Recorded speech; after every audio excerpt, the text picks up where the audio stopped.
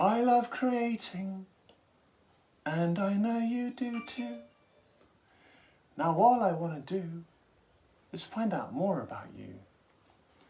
So welcome to Art of Fashion TV. Artists supporting artists. That's the way it's supposed to be. Yeah, round of applause. Okay, right, and today's special guest, we have the Subwave Network UK, and of course from the Gift of Sound, Lorna Heath. That's not me, by the way. No, this is the Subwave Network UK here. Lorna Heath is just coming into view. And then Lorna from the Gift of Sound, who you all know by now. Interview. Who is she? Interview for this. I mean, we're all interviewed for this interview. Yeah.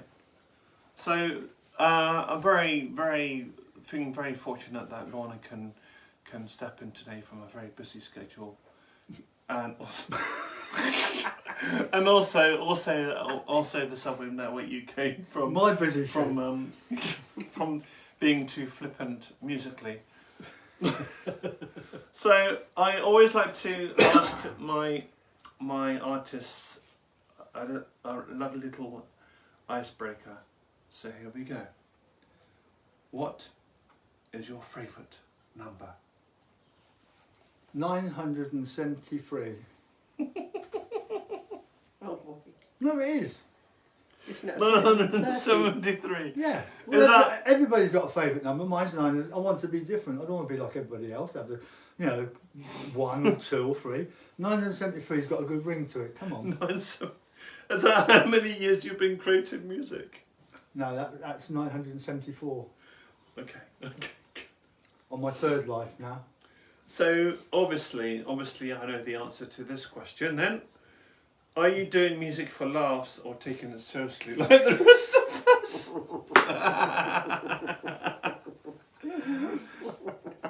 I'm doing it because it's my passion.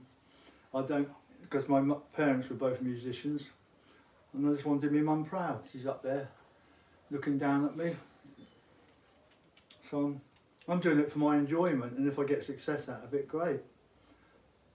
But I'm just working on being really professional now. Just don't need to be going out gigging all the time. Just get my music together first, then it's getting there. So on that note, could you tell us more about your musical background, like your mum, and Okay. without saying too much? No, well, it all started off in the 50s with my dad having his drum kit set up in the front room, annoying the neighbours. That's my introduction to music from a little kid. And then my mum singing away in the next room, doing music lessons and that, doing like, oh, and I just shouted, will you shut up? She even offered me piano lessons. I didn't take up music until I was at school when I learnt the recorder. And little bits of guitar, sung in the choir with my granddad. And then didn't do nothing till I was in my 30s. I had my first band, The Big Sleep. And it went on from there. It just became an addiction, music. The way you put it, kind of gives myself and perhaps Lorna and the viewers kind of like a Bruce Wayne kind of vibe. So were you anything like Bruce Wayne, like coming from a wealthy background and just no, I can't. I come from the 50s, mate. So we didn't have nothing much. Oh, okay. Well, Lorna was Sob that, story. wouldn't you? No, it's not a sob story. It's just the way I was brought up. It's just different. Yes, you've told me that. Yeah, that's right. It was different. It was different then, but learned to be independent from a very early age. Went to boarding school at 11, so I had to grow up from the age of 11 and fend for myself. You're still trying to grow up, aren't you? Or Yeah, I've given up on that. Yeah. So on that note, what or who has made you believe that you can actually become successful from a career in music, and why? Can you repeat the question, please? You're going to say, aren't you, any minute? What or who has made you believe that you can actually become successful from a career in music, and why? You've got to have the self-confidence for a start. I'm confident in what I do. I write original songs. I can play them pretty well. Who knows? that's in the lap of the gods, whether you're successful or not, no matter how much you want to be successful. That's not your decision, is it? It's Wow. it's well, you can be as good as you think you are. Have loads of songs out of it. If nobody's buying them and listening to them, it's in the lap of the gods because there's. There you go, everybody. Today's quote: "In the lap of the gods." But it won't be for lack of trying. Yeah. So has anybody made you believe that you can actually become successful, or apart from yourself, obviously, or is it still in the lap of the gods? No, by the reaction I get from my videos and that. I know views mean nothing and comments on Facebook and that, but it still means people are looking at my music. And some of the videos get hundreds of views, some of them get 10 views. It just all depends. But my music's out there, people can see it. I will be performing a lot more this summer. I've got some better equipment now to perform with, another piano and nice guitar and that, and we'll just see what happens. Would you say that being consistent will get you further as an artist, or not? Probably, but I don't do it enough these days. I used to do it a lot more. I've slowed down a bit lately, so the more you're in the public eye, the more chance you've got success. So if I want success, then I have to be more visual, live, in the pubs and open mics or whatever. But yeah, we'll just keep going and see what happens. Yeah, just keep going. It's the lap of the gods, isn't it? So thank you very much for sharing that with us. Can you remember the last band that you saw live at all? What famous band? Or well, seeing as this is Puffish Promotions and Out of Fashion TV, where it's mainly about unsigned acts and unsigned bands and unsigned artists, especially on the local scene, it'd be nice if you could tell us about the last good band that you saw locally. But if you can't think of any, which is understandable, you could. Well, the last time I really seen any live bands was at Chaplin's when I played. You played, Leo played, and that was a good night. I like gigs where you get 3 different bands playing and they all know each other and they're all friends. It just makes it nice. But there's no real competition, you know, because. Can you remember the last band that you saw live, Lorna? The last band I saw live, cool, gracious, a band, I think one of the last ones was Gino Washington, and... Any relation to Grover? Might be, and possibly Chris Jagger, all running locally. I'm trying to think of an actual band. Not in the recent years, no. Not. It's normally been single artists out there, like Hazel O'Connor, for instance, and people like that. But I'm just trying to think. The last 2 bands I saw was, in fact, he was on his own, Barry White in Bournemouth, and then of course the Hollies. I saw with the Hollies. That was a band as such, all local in Bournemouth. They were amazing.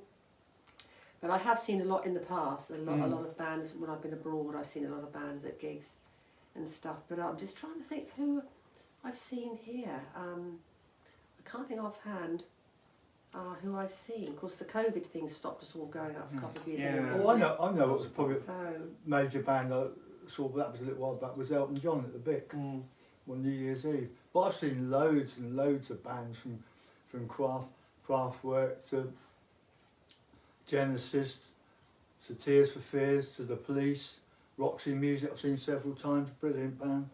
So I've seen all this is what shaped my music. I got influence from all of them. The Cure, Kraftwerk, 2 of my favourite bands, Roxy Music. Okay, so if I was to steal your phone or your MP3 player or your Walkman, would they be the main band's music that I'd find on there? Yeah, well, yeah, got to look at CDs in my car. It's The Prodigy, The Cure, Kraftwerk, and then you might get the Doors in there and things like that. So I like a lot of different types of music. Yeah, don't worry, I'm not going to steal your car. especially if the tent that I put on the top. Yeah, you climb on top of it and talk to the car park. Swiftly moving on. Do Swiftly.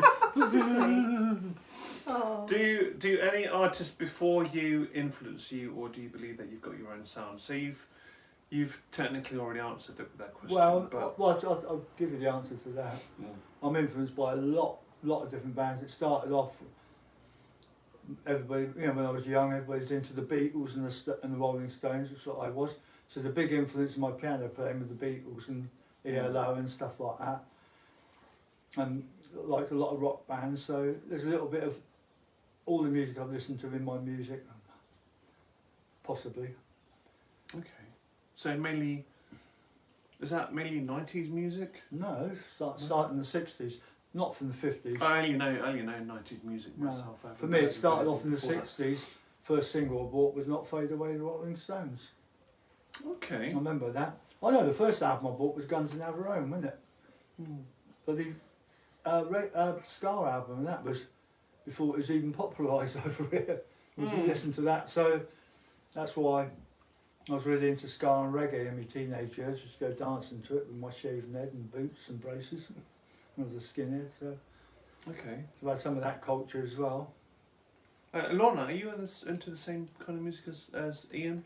I like the whole spectrum of music, absolutely everything. But I've always liked trance, love it, and love disco music when it was around, and loved going to discos, and it was wonderful doing the bump, and then even earlier than that, the 60s, meeting people, stars that I'd met a lot in the 60s, a lot of bands that I'd met, and very influential on that kind of thing. But yes, I love it, and even now, I love the old blues and the old jazz, and the things like Enigma, even, which is a far cry from jazz and stuff. Enigma, and of course Talk, ELO, love them all, love them, love music, love songs, love it all.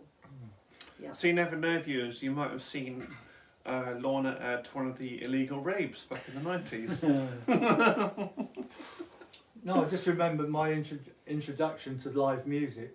Mm. I was about 16. My mum used to take me to a folk club down in Bournemouth Square. Yeah. And I said drink about 3 or 4 pints of cider, and she'd have to carry me back on the bus. And that was my introduction. And I just love folk music as well from that. Yeah, so I like a bit of folk music as well. Oh, great. That was my proper introduction. That's probably the first proper live music I saw. Okay, thank you to you both for answering that question. Imagine a world where there are no record labels or deals and everything is down to you. How would you go about achieving 3 of those goals? 3 goals. 3 of those goals. What's the 3 goals?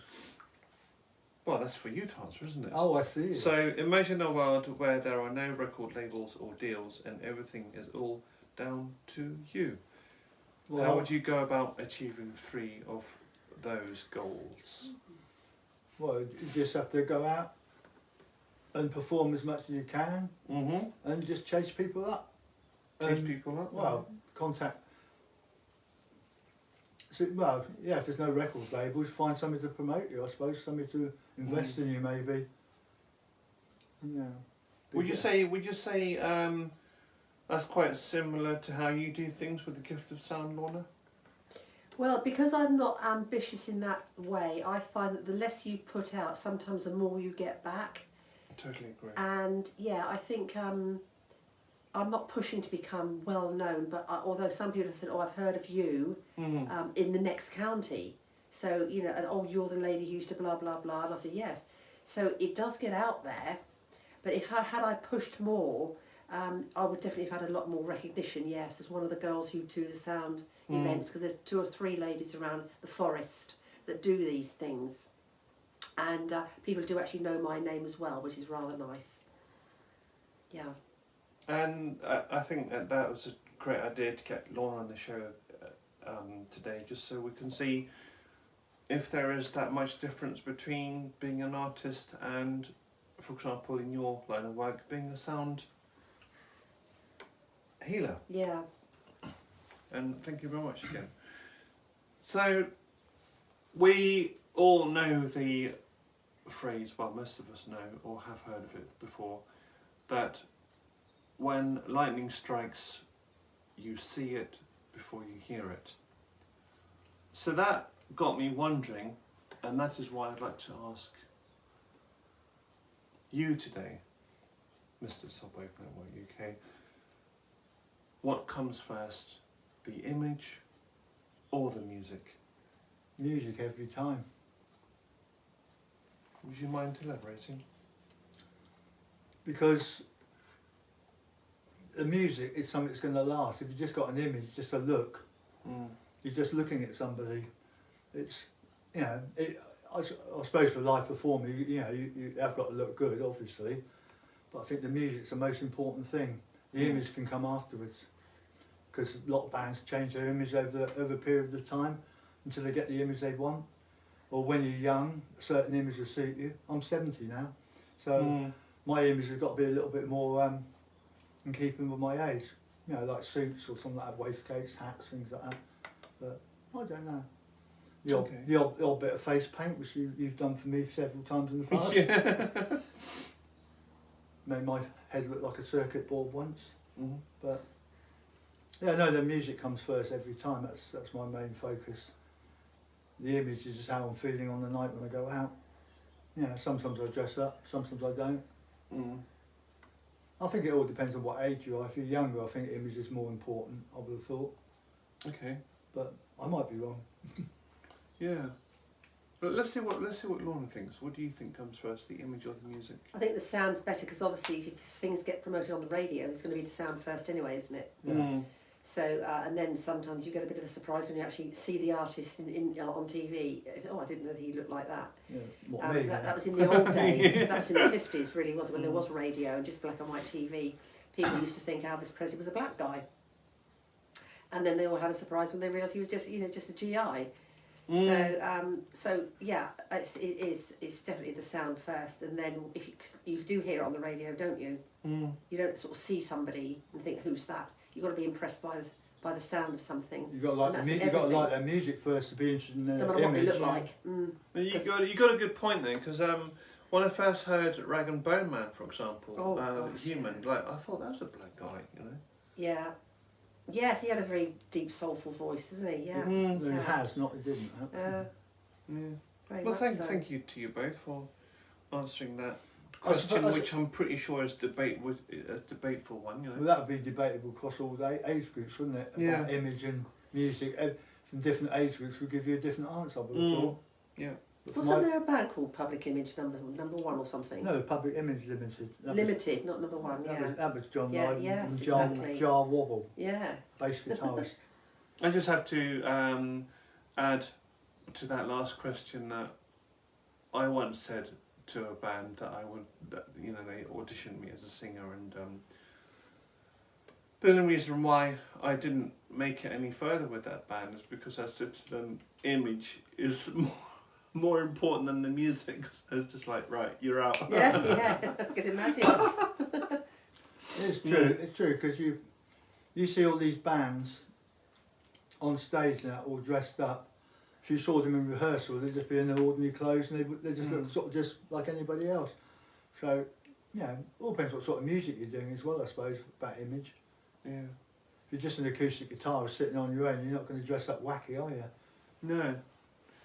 And that is a very good way of leading us on to the next question, which is, as an artist, what are your plans for this week? Well, I know it's a Sunday today, but what are your plans for this coming week? Paint my flat. As an artist. Paint my flat. Paint my flat. Okay. What about a musical artist, dear?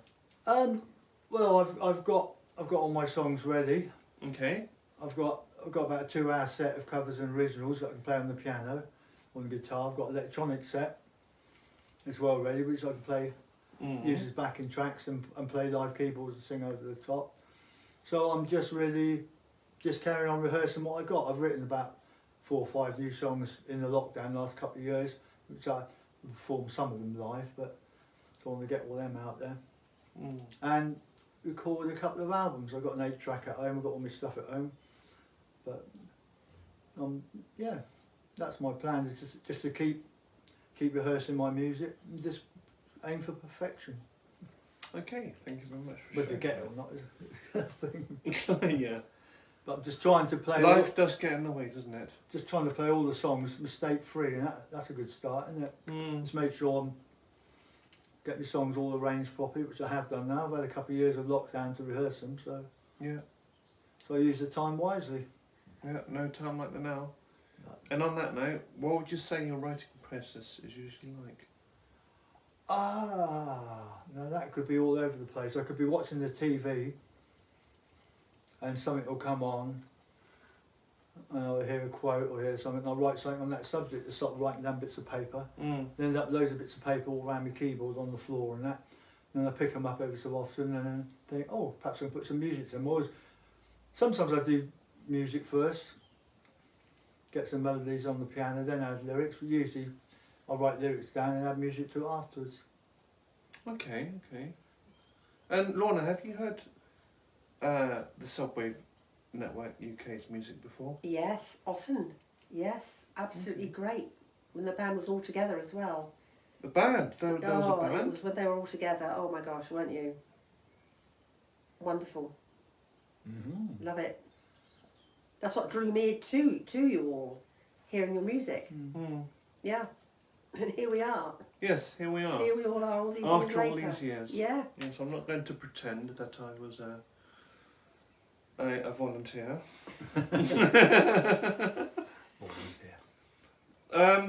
Okay, number 14, next question.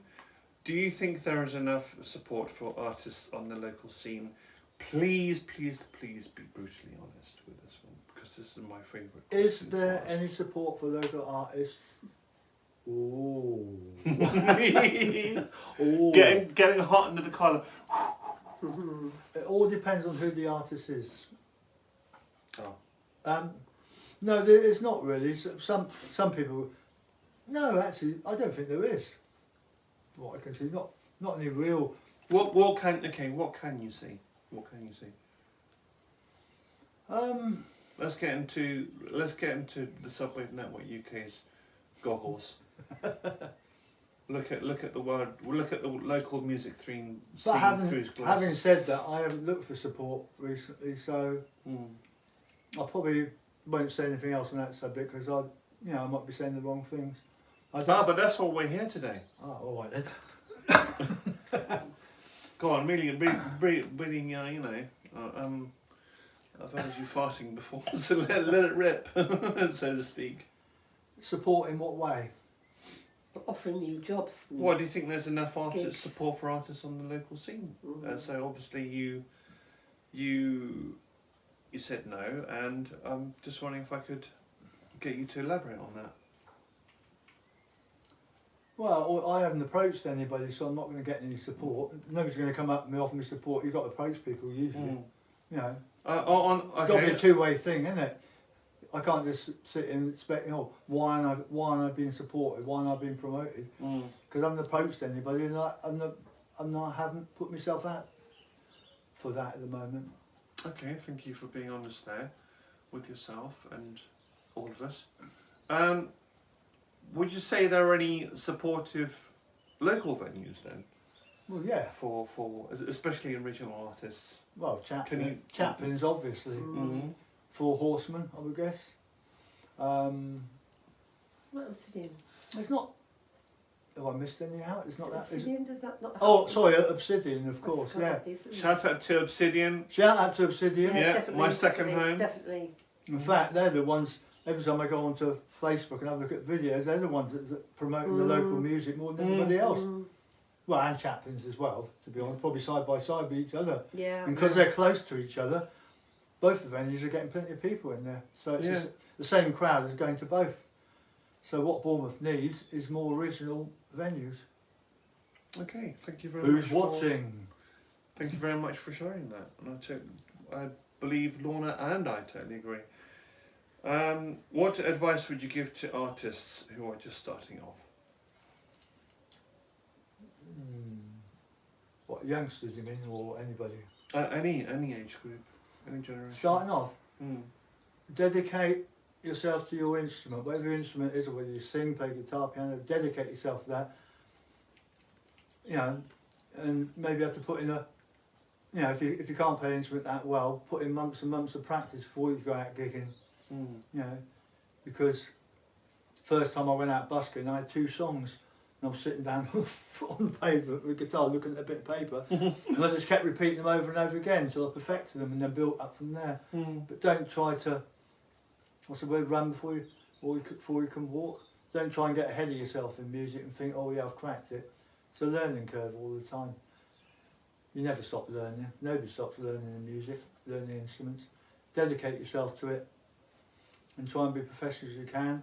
And don't think about the money too much. Don't be motivated by the money. Don't treat it as a job. Because you're going to, you know, most people, I mean, when I was doing it in the 80s, I was working full time in shop fitting and then driving a van around even with a PA in it. But, you know, you need to be able to fund. You need to buy yourself some decent equipment, because it took me years before I had the decent equipment I wanted. You want to go out with the best equipment you got because you're going to sound better, be it guitar or piano.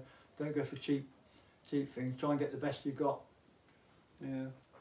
And that was a very good answer, I just have to add.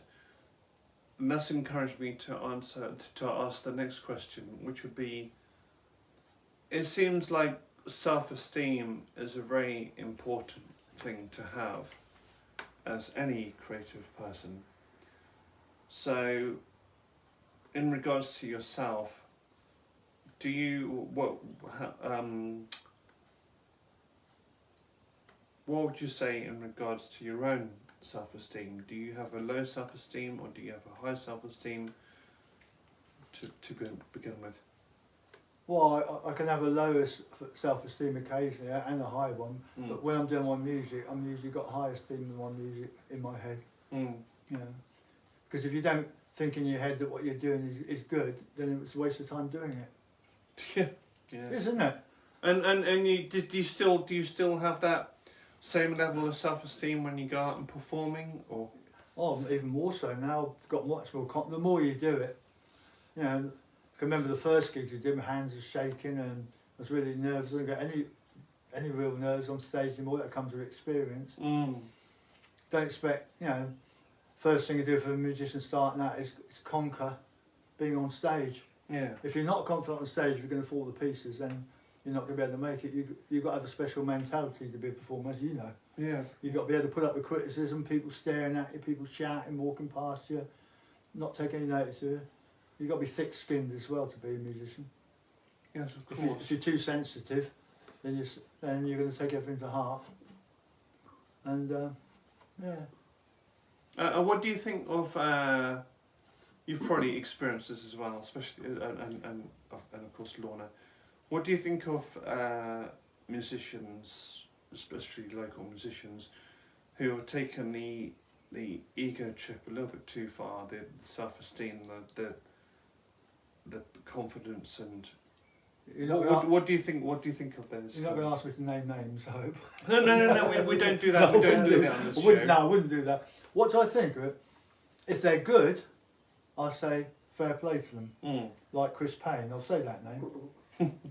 Yeah, okay, it's fair enough. Shout out to Chris Payne. Yeah, people like that. People that are confident and that are good. It's the people who get overconfident and they can't play very well. You know, that's what I love seeing overconfidence. I love seeing people do their scissor kicks and jump up in the air, and as long as they can do it without making mistakes, then it's a good show. So no, I haven't got a problem with that. But it's got to be done well. Yeah. I couldn't do it. I just make mistakes and probably end up tripping up on the stage or something. So I don't try to be flash on stage. But if you can do it, it's great to watch. Yeah. Okay. So thank you, Lorna, for being on the show today, and thank you, Subwave Network UK, for being on the show today. Would you like me to sing a little song before we go? Yes, I'm an lumberjack and I'm okay. Oh, his favourite song, isn't it? And I work all day. No, that's it. Now that you've heard a little bit of his voice, obviously you'd want to hear more. So that's a good way to elicit where can we find out more about you online? You can find me as the Subwave Network on YouTube, on SoundCloud. I have a Subwave Network page on Facebook, and I have an Ian Gray page on Facebook, which is intertwined with my Subwave Network page. So that's where you'll find me. Subwave Network UK. Bing! Have a look. Okay, thank you very much. And before we go, you, as well as Lorna, have had quite a few years' experience with the whole Fish Promotions project. So I'd like to know if there's any feedback you can give us. Be as brutally honest as you wish. Feedback. Yeah. No, I like what you're doing, because it's bringing artists that people might not know very well out into, if people want to look. Mm. And don't forget, you've been a part of the team before as well. Yeah. Yeah. No, I think it's good because it gets local artists a bit more local. A lot of people, obviously, we've all got loads of friends on Facebook, and most of my friends are musicians, and most of the local musicians, a lot of the well-known ones Magicians? I've got. Musicians. Getting It'd be nice to have some musicians on the show, actually. Yeah. So, yeah. So, what was the question? Did I answer it? Yeah. Yeah, you did. Feedback about Fish Promotions. No, it's good what you're doing, because it's because there's not much of that about. People don't know anything about any of the artists much in Bournemouth, apart from what you see them do at open mics or at gigs or on Facebook when they post. But you don't know anything about the people unless you actually know them personally. I don't know every one of my friends on Facebook personally, so you get to know about the person, their personality, what they're like. There's a face behind the music. Is that what you call it? I totally agree. A face for the music. Yeah. Even if it's this one. Okay, so before we do the whole exit stage right thing, thank you for coming on the show again, and thank you to the Subwave Network UK for coming on the show. Thank okay. you. Would you like to do your exit stage right now? Yes, so I'm going to exit stage, but I'm going to go left. Are you going to go left? Okay. To the fire exit. Yeah, to the bottom. And which way would you like to go? I'm going to go to the right, Okay. as Ebonette girls do. Bye. So there we go, viewers. Another successful episode of Out of Fashion TV. And who knows what and who we're going to have on the next show. And don't forget to subscribe to the YouTube channel, to follow us and find out more. Okay, take care everybody. Peace.